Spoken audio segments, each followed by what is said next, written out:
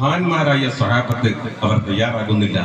എന്ത് ചെയ്യണം എന്ന ഒരു മുഷാവറ, ഒരു കൂടിയാലോചന, മഹാന്മാരായ സ്വഹാബത്തിനെ മെരുക്കി കൊണ്ടുവരാൻ എന്ത് ചെയ്യണം എന്ന് നബി സല്ലല്ലാഹു അലൈഹി വസല്ലം ആലോചിക്കുന്നത് അവിടുത്തെ ഭാര്യയോടാണ്, ഉമ്മു സൽമയോടാണ്.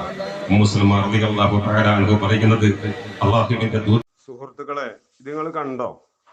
സമസ്ത എന്തുകൊണ്ട് CIC-ക്കെതിരെ നടപടി എടുത്തു എന്നില്ലേ ആ കാര്യങ്ങൾ ചർച്ച ചെയ്യുമ്പോൾ പ്രധാനമായതാണ് ഇത്. ഇതുകൊണ്ടാണ് സമസ്ത അവരെ പുറത്താക്കിയത്. ഒരു വാഫിന്റെ നിക്കാഹാണ്. വാഫിന്റെ നിക്കാഹിന് സാധാരണ മുജാഹിദിന്റെ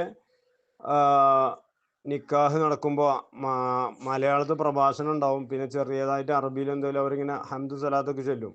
അതുപോലെ സാക്ഷാൽ ഒരു മുജാഹിദിന്റെ നിക്കാഹ് പോലെയാണ് നിക്കാഹ് നടന്നത്. ഇവരെ സുഹാബി എന്നല്ല വഹാബി തന്നെ വിളിക്കേണ്ട സ്ഥിതിയാണ്. ഈ പെണ്ണിന്റെ വീട്ടുകാർ സുന്നികളാണ്, ഇവന്റെ വീട്ടുകാരും സുന്നികളാണ്. അപ്പൊ ഇതാണ് സ്ഥിതി.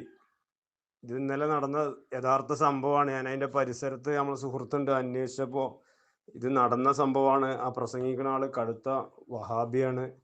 അയാൾ തന്നെയാണ് പിന്നെ ആ ഖുതുബ മലയാളത്തിൽ തുടങ്ങി അറബിയിൽ അവസാനിപ്പിച്ച അയാൾ തന്നെ ചൊല്ലിയത്. അപ്പൊ ഇതന്നെയാണ് അവര് സുഹാബിയല്ല വഹാബിന്റെ അടുത്തേക്ക് എത്തിക്കണം എന്നുള്ള സമസ്ത തീരുമാനിച്ചത്. ഇവന് ഈ വാഫി SKSF-ന്റെ അവിടുത്തെ തിരുവള്ളൂർ ഭാഗത്തുള്ള പ്രവർത്തകനാണ്, പ്രധാന ഭാരവാഹിയാണ്. ഒന്ന് പുറത്താക്കി, SKSF പുറത്താക്കി.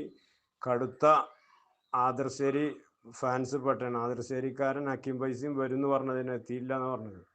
അപ്പൊ ഇത് നമ്മൾ വളരെ ഈ സമയത്ത് എന്തിനായിരുന്നു സമസ്ത അത് ചെയ്തതെന്ന് ആലോചിക്കണ പല ആളുകളുണ്ട്. ഓൽക്കുള്ള മറുപടിയാണിത്. ഇൻഷാ അല്ലാഹ്.